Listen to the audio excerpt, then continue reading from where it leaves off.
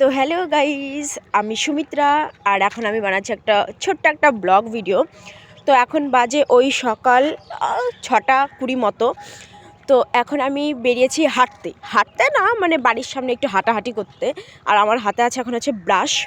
আমি ব্রাশ নিয়ে ভাবলাম সকালবেলা না, এই যে কুয়াশার মধ্যে যে হাঁটতেছি, এটা যে কি ভাল লাগতেছে না, এটা একটা আলাদাই ভাই। মানে শরীরটা একটু ঠান্ডা ঠান্ডা লাগতেছে, মনে হচ্ছে যেন আলাদাই ভাল লাগতেছে। আর চারিদিকে দেখো কি কুয়াশা, বাপ রে বাপ!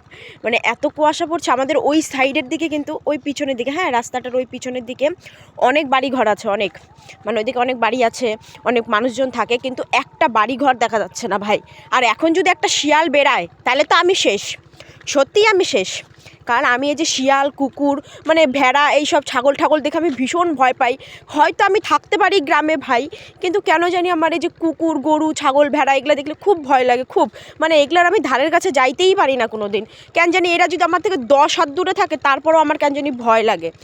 তো আমি যেইটা বলতে চাই, অনেকে যে বেলা 10টা 11টার সময় যে উঠো, কি শান্তি পাও তোমরা বলো? আমি যে সকালবেলা উঠে, মানে ম্যাক্সিমাম দিনে আমি হাঁটি আমরা অনেকজন মিলে। তো আজকে আমার কোনো পার্টনার আসে নাই, আজকে আমি একা একাই মানে হাঁটতেছি আর কি, এমনি নর্মালি হাঁটতেছি রাস্তা দিয়ে। আর এই যে হালকা হালকা ঠান্ডা লাগতেছে, আর এত কুয়াশা, কী যে সুন্দর লাগতেছে, মানে সত্যি ভাই সকালের পরিবেশটা আলাদাই, এই শীতের দিনে বিশেষ করে আরোই আলাদা। আর জানো তো এখন হচ্ছে আমাদের বাড়ির এইদিকে হইতেছে হচ্ছে কীর্তন, মানে অষ্টপ্রহর, যেটা আমাদের গ্রামে প্রত্যেক বছরই হয়, প্রত্যেক বছর মানে 8 দিন করে কীর্তন হয় আর কি। মানে আমাদের ঘুমানোর আগে অবধি আমরা ওই হরে কৃষ্ণ শুনে ঘুমাই, ঘুমানোর মানে ঘুম থেকে উঠার পরে অবধি আমরা হরে কৃষ্ণ শুনি। মানে এখন তো আমি হাঁটতে হাঁটতে এদিক চলে আসি, তাই তোমাদেরকে শোনাতে পারবো না। মানে যখন আমি বাড়ির ওই দিকে ছিলাম, আমাদের বাড়ির কাছে ছিলাম, তখন মানে রীতিমতো শোনা যাচ্ছিলো পুরো মাইকের আওয়াজ, মানে সারাক্ষণ গান চলে। এটা মানে দিন রাত 24 ঘন্টা আমাদের এখানে মানে হরে কৃষ্ণ গান হয়, মানে কীর্তন হয়, পদাবলী, তারপর আরও কী বলে সবাই, আমি তো অত ঠিক বুঝি না কীর্তনের, যেইটুকু বুঝি সেইটুকুই। তো মানে এত ভাল লাগে ঘুম থেকে উঠেই যখন ঠাকুরের ওই গানগুলো শুনি, হরে কৃষ্ণ গান শুনি, মানে আলাদাই একটা শান্তি অনুভব হয়। এই হচ্ছে ব্যাপার। তো দেখো কত সুন্দর। আর ওইদিকে আমাদের সূর্য মামা উঠে গেছে, ওই তো সূর্য। আর এইদিকে দেখো আমাদের গ্রামের এদিকে না এত, মানে এই যে এখন তো সরষার দিন, সবাই সরষা লাগাইছে, আর কয়দিন পরে মানে এত সরষা হবে ভাই। মানে আমাদের এদিকে না অনেকে সিনেমা করতেও আসে বোধ হয়, এরকম ব্যাপার।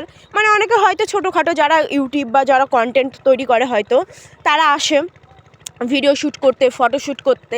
মানে আর কিছুদিন পরে আমরা নিজেরাই ভাই শাড়ি পরে মাঠ দিয়ে দৌড়াবো, মানে এরকম একটা ব্যাপার। মানে চারিদিকে মাঠে এত সুন্দর মানে হলুদ সরষা ফুল ফোটে কিনা, মানে আলাদাই লাগে ভাই সত্যি। মানে তোমরা শহরে থাইকে যা না পাও তার 10 গুণ আনন্দ আমরা গ্রামে থাইকে পাই ভাই।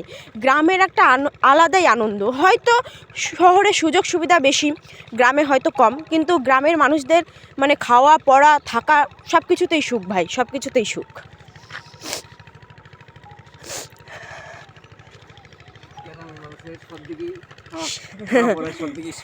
তারপর দেখো এইদিকে আমার একটা দাদুর সাথে দেখা হয়ে গেছে, আমি যদিও চিনি না ইনাকে। ভালো আছেন? এইদিকে কোথাও আসছেন বেড়াতে? ও কীর্তন শুনতে আসছেন? ও আচ্ছা আচ্ছা, যান। হ্যাঁ এই তো সামনে আমার বাড়ি, এই যে সুশীলের মেয়ে আমি। হ্যাঁ আমি এমনি হাঁটতেই আসছিলাম। হ্যাঁ এবার আমি বিএ সেকেন্ড ইয়ার 3rd সেমিস্টারে। তো গাইজ এইখানে আমার একটা, মানে আমি চিনি না ঠিক লোকটাকে, মানে এইখানেই হয়তো আসছে আমাদের পাড়াতে, হয়তো কারো বাড়িতে ওই দাদুটা।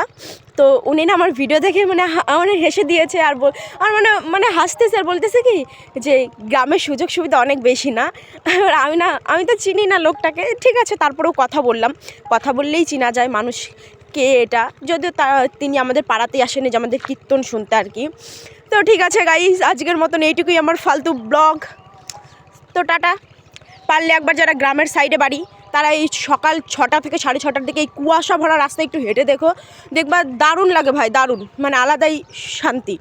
মানে এখন যে কি ভাল লাগতেছে কিনা, এই যে হাঁটতেছি, মানে একটা ঠান্ডা ঠান্ডা, সেরা ভাই সেরা।